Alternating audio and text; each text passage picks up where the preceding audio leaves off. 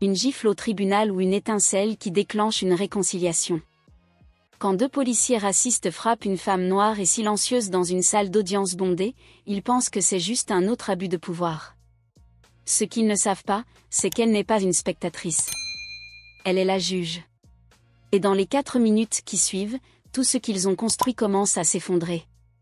C'est une histoire d'arrogance, d'injustice et du genre de justice qui ne murmure pas. Elle rugit. Restez dans les parages pour le rebondissement. Vous ne le croirez pas tant que vous ne l'aurez pas vu. Dites-nous d'où vous regardez et à quelle heure vous avez trouvé ceci. Nous lisons chaque commentaire. Charleston, Caroline du Sud, a toujours semblé être une ville en guerre avec elle-même. Une architecture gracieuse, des rues pavées et des murmures d'un vieux monde masquant à peine les profondes tensions non résolues sous le soleil. Elle avait à peine franchi l'horizon atlantique lorsque la juge Clara May est arrivée au palais de justice à 62 ans. Elle se tenait avec une autorité tranquille qui n'avait pas besoin d'être présentée.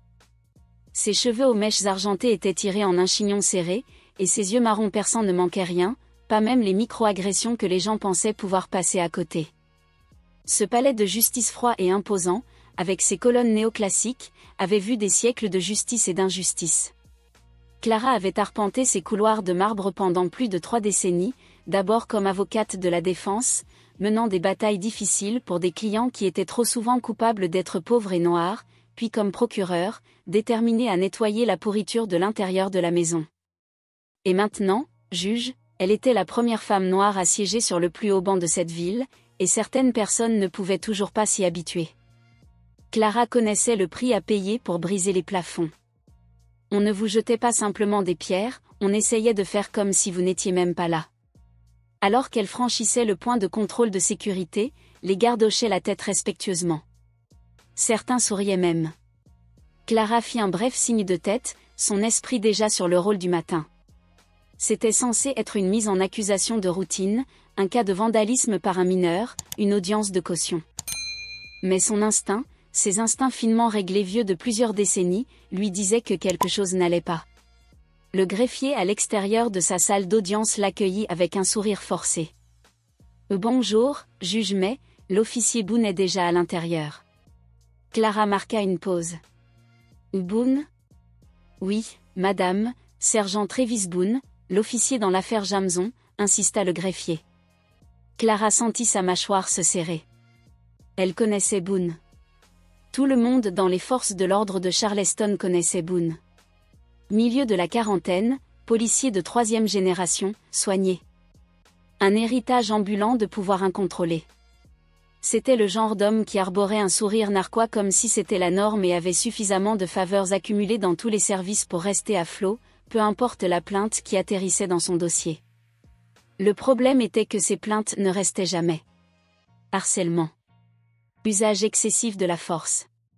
Inconduite. Toujours balayé comme la poussière sous un tapis de marbre. Clara avait lu son nom trop de fois dans des rapports qui riaient d'arrogance. Elle entra dans la salle d'audience tranquillement, pas encore en robe, pas encore sur le banc.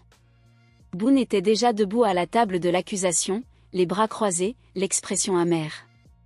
L'adolescent qui l'avait arrêté, pas plus de 16 ans, était assis avec son avocat commis d'office, les yeux écarquillés et incertains.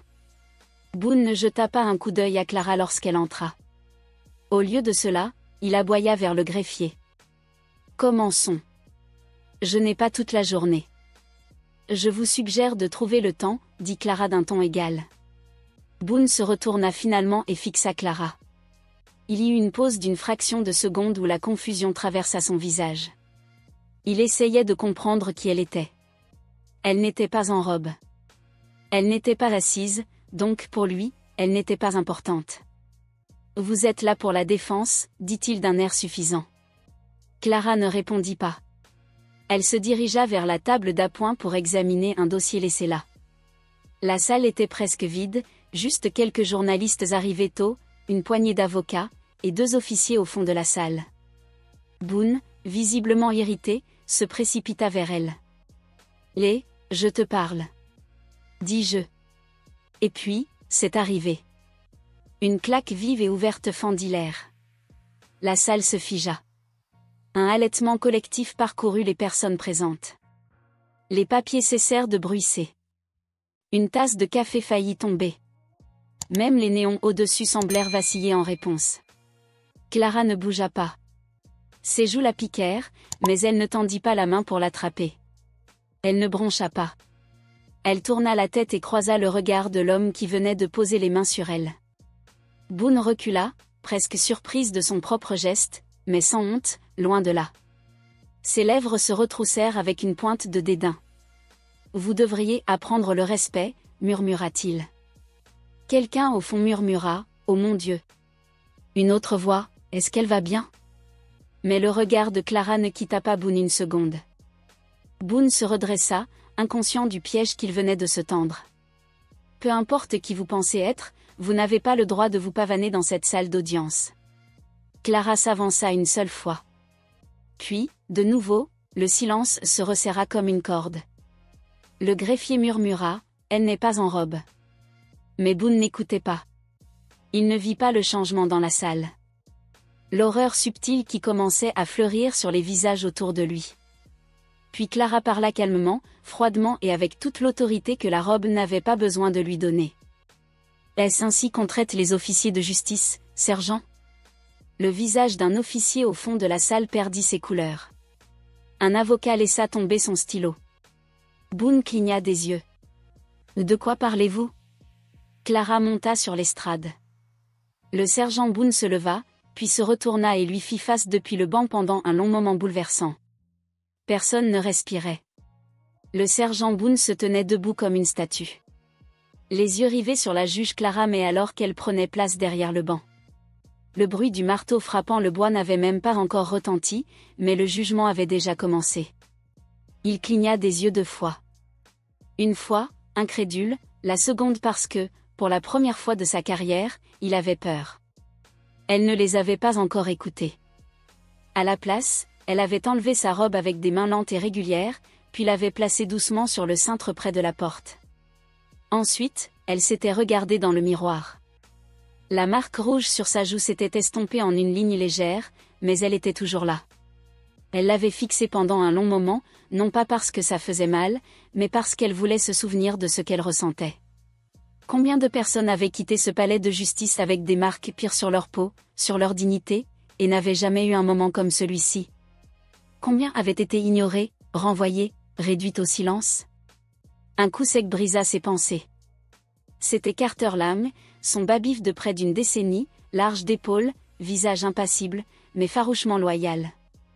Il entra, ferma doucement la porte derrière lui et se tint debout avec les mains derrière son dos, comme toujours. Mais quelque chose dans sa posture était plus tendu que d'habitude. « Ils l'ont emmené en salle de détention B, » dit Carter. « Les affaires internes envoient déjà quelqu'un. » 2 agents. Ada. 20 minutes. Clara hocha la tête. « Merci. » Carter hésita. « J'ai entendu dire par l'un des commis que le syndicat de Boone avait déjà appelé. Ils agissent rapidement pour contenir la situation. » Bien sûr qu'ils le font, répondit Clara, mais ils sont trop tard. Cela ne va pas disparaître. Elle marcha derrière son bureau, s'assit et sortit un bloc-notes jaune de son tiroir. Son écriture était propre, presque architecturale. Elle commença à énumérer les incidents, la salle d'audience, l'état d'agression, les témoins, les caméras, le casier judiciaire, les plaintes antérieures, X5, documentées au cours des 7 dernières années. Le bureau d'Ada Ramsey avait approuvé le rejet de 2 affaires antérieures d'usage excessif de la force. Note du juge, demande de révision des affaires classées. Carter observa en silence jusqu'à ce qu'elle lève enfin les yeux. Je veux que chaque affaire où Boone a mené l'arrestation d'un agent ou témoigné au cours des 10 dernières années soit signalée. Les yeux de Clara se plissèrent. Alors nous ferions mieux de commencer maintenant. Carter hocha lentement la tête, puis se tourna pour partir, mais alors qu'il tendait la main vers la poignée de la porte, Clara dit doucement. Il pense que c'était une gifle. Il marqua une pause. Il ne réalise pas qu'elle. Elle continua, ils viennent d'ouvrir la porte sur laquelle nous frappions depuis des années. La porte se referma derrière lui. 30 minutes plus tard, 2 agents des affaires internes arrivèrent. L'une était une femme noire, absurde, nommé agent Rosalinkin. L'autre était un jeune latino au regard perçant et au ton encore plus tranchant, l'agent Félix Reyes. Clara avait déjà rencontré Kin. Elle était connue pour être la femme de ménage du département, non pas pour semer le désordre, mais pour semer la corruption. Ils s'assirent en face de Clara à sa table de conférence. Kin ouvrit un épais dossier déjà étiqueté Boone Travis. Nous le surveillons depuis un moment, admit Kin, mais son casier judiciaire était suffisamment propre pour éviter toute action. Trop d'absence de preuves, trop d'affaires classées sans suite. Clara marmonna, ce mot devrait être un crime. Reyes se pencha en avant. La surveillance de votre salle d'audience est déjà sauvegardée sur nos serveurs. Audio et vidéo. Nous avons confirmé la grève, les déclarations et votre réponse. Nous avons également noté qui d'autres étaient présents. La chaîne de responsabilité est sur le point d'être testée. Je veux plus que de la responsabilité, dit Clara. Je veux que les fondations soient grandes ouvertes. Kin l'étudia pendant un moment. Juge, jusqu'où êtes-vous prête à aller avec ça? Clara n'hésita pas, tout le chemin. Reyes hocha lentement la tête, puis dit, je pense qu'il est temps que nous vous montrions quelque chose. Il sortit une clé USB, l'inséra dans sa tablette et tourna l'écran vers elle. C'était un rapport interne de 2019, une plainte civile anonyme. L'accusation était brutale. Boone avait battu un garçon de 17 ans lors d'une arrestation, avait trafiqué les images de la caméra corporelle et la vidéo originale avait disparu. Le rapport avait été discrètement fermé en raison du manque de preuves. Clara fit défiler la page et s'arrêta net. L'examinateur interne qui avait rejeté la plainte, détective Monsieur Whittaker. Elle leva les yeux, comme si dans le capitaine Whittaker, ancien formateur de Boone. Reyes confirma qu'il avait pris sa retraite l'année dernière, mais tout le personnel de commandement sous ses ordres était toujours en place. Et maintenant, Kin ajouta, nous avons trouvé 3 autres plaintes rejetées. Même modèle, même signature. Le nom de Boone apparaît toujours, et quelqu'un d'autre aussi. Elle tapota l'écran et un nouveau nom apparut, Ada Carson Ramsey.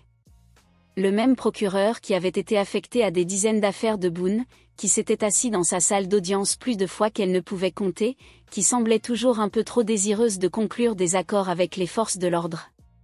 Qui, maintenant qu'elle y pensait, avait une fois donné à Boone une tape dans le dos après un témoignage particulièrement fragile. Clara se pencha en arrière sur sa chaise, le cœur battant. Ce n'était pas seulement une question de policiers violents, c'était un système, un réseau. Boone n'était pas la pourriture, c'était juste l'odeur. Un homme plus âgé, chauve et froid entra. Boone se tendit. « Mais qui diable êtes-vous » L'homme ferma la porte derrière lui, ne donnant aucun nom, juste un dossier qu'il jeta sur le banc. « Votre bouée de sauvetage, dit-il. Ou votre encre ?» Boone fronça les sourcils. « Je ne joue pas aux énigmes, alors je serai clair. » L'homme répondit, « Je représente des intérêts profondément préoccupés par ce que le juge Mays est en train de fomenter. Vous avez été utile par le passé, sergent, mais maintenant vous êtes un handicap. » Boone se hérissa.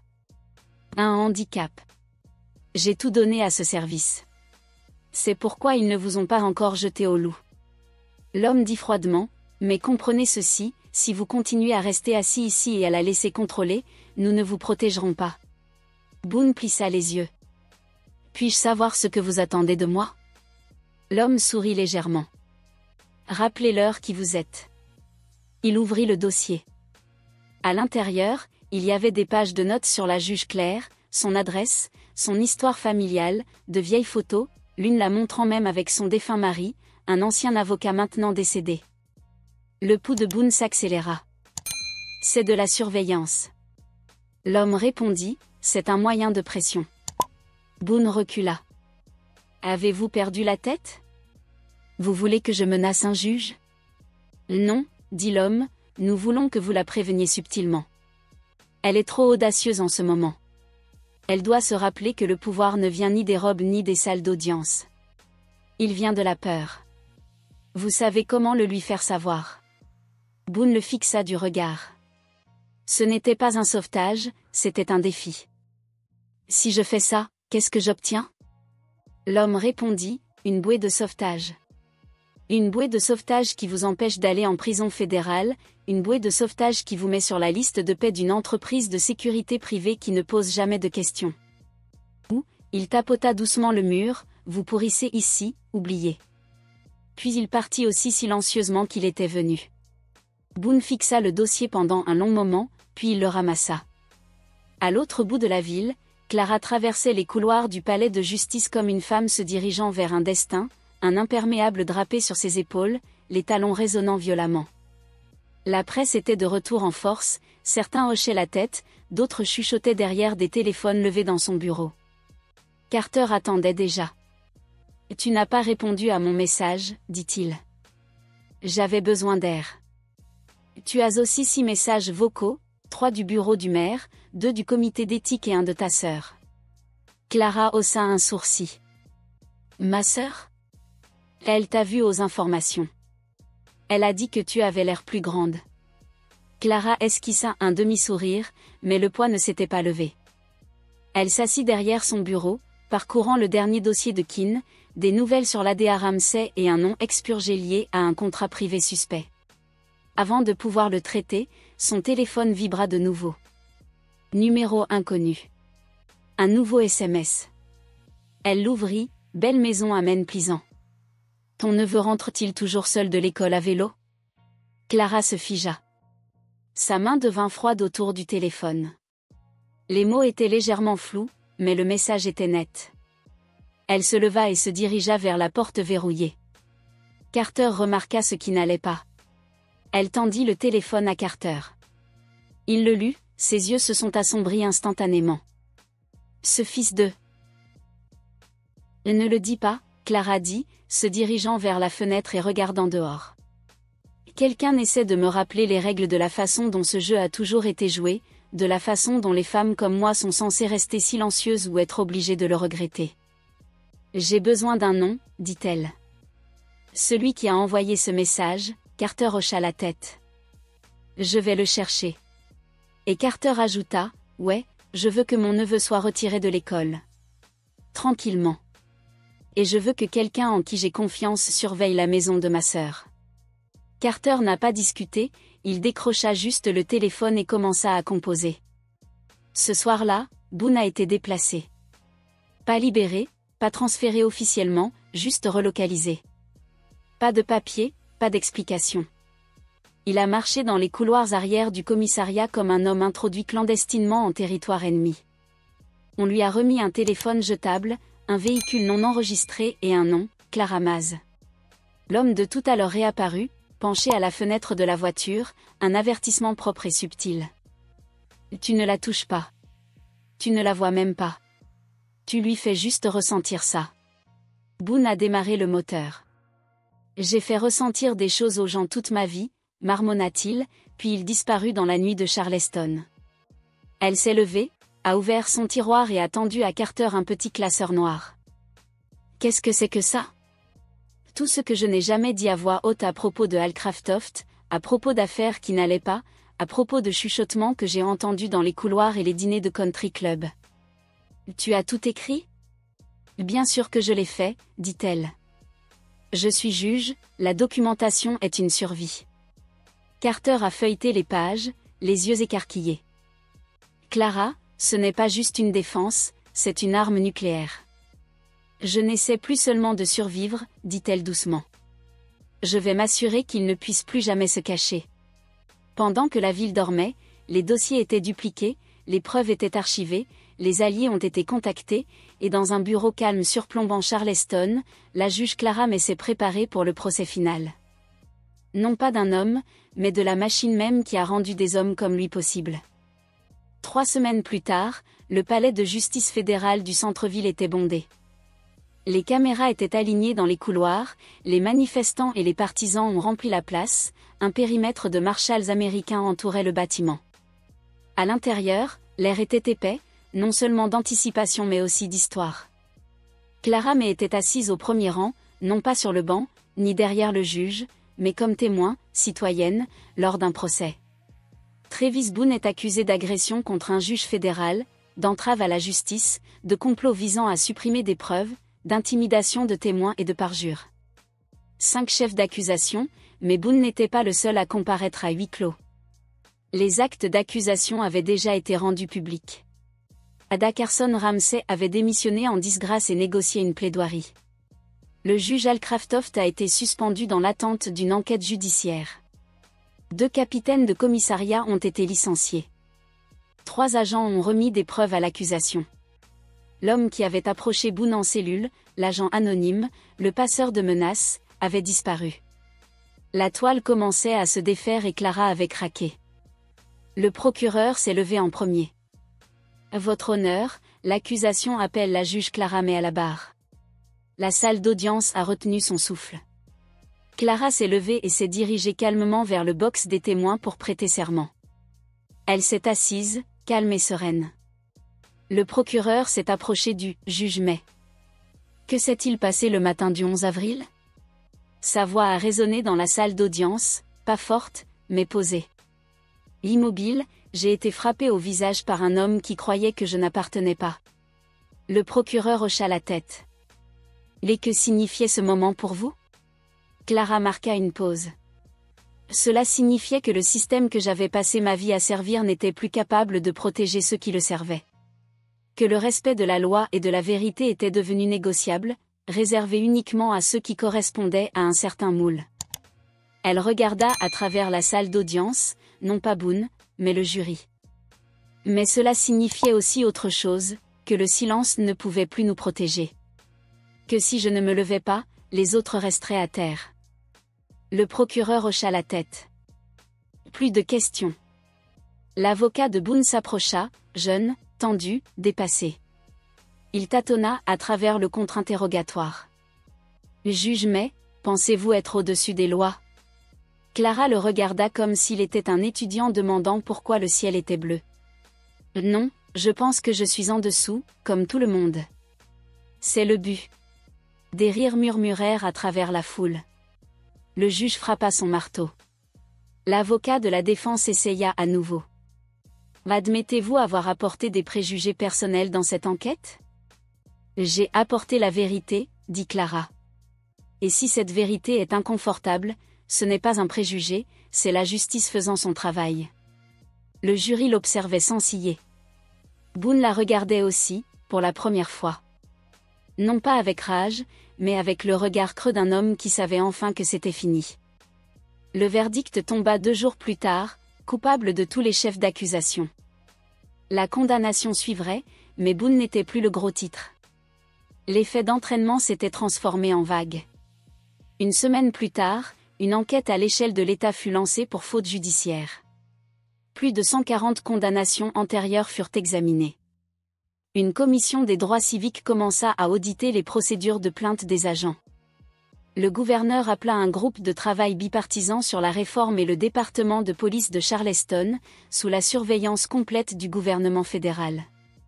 C'était un jeudi pluvieux lorsque Clara retourna dans la même salle d'audience où tout avait commencé. La gifle résonnait encore dans cet espace, ne serait-ce que dans les souvenirs. Mais tout le reste avait changé. Elle se tenait seule devant le banc, fixant la chaise qu'elle avait autrefois dirigée. De son reflet dans le bois poli, Carter entra derrière, son manteau encore humide de pluie. « Ils veulent nommer la salle de conférence judiciaire après toi, dit-il. Clara leva un sourcil. « Je ne suis pas morte, exactement. » Il sourit. « C'est bizarre. » Elle sourit faiblement, puis devint sérieuse. « Les réformes vont-elles aller ? » Carter haussa les épaules.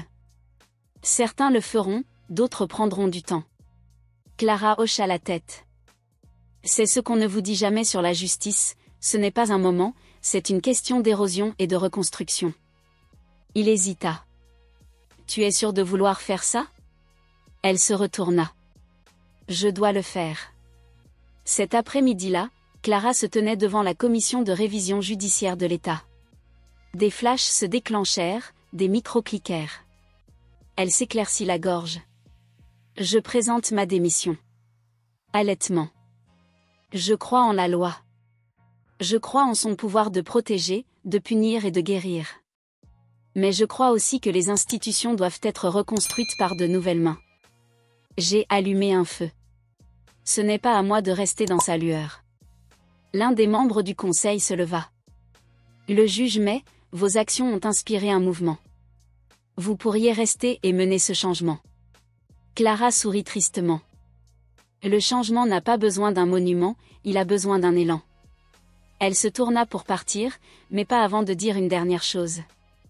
Assurez-vous que la prochaine femme qui portera cette robe n'ait pas à se battre comme je l'ai fait, juste pour être entendue.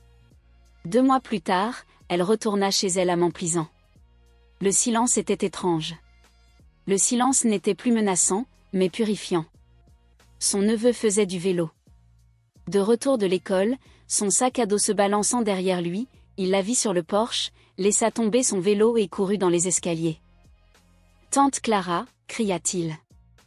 Elle la prit dans ses bras, fort, long et silencieux.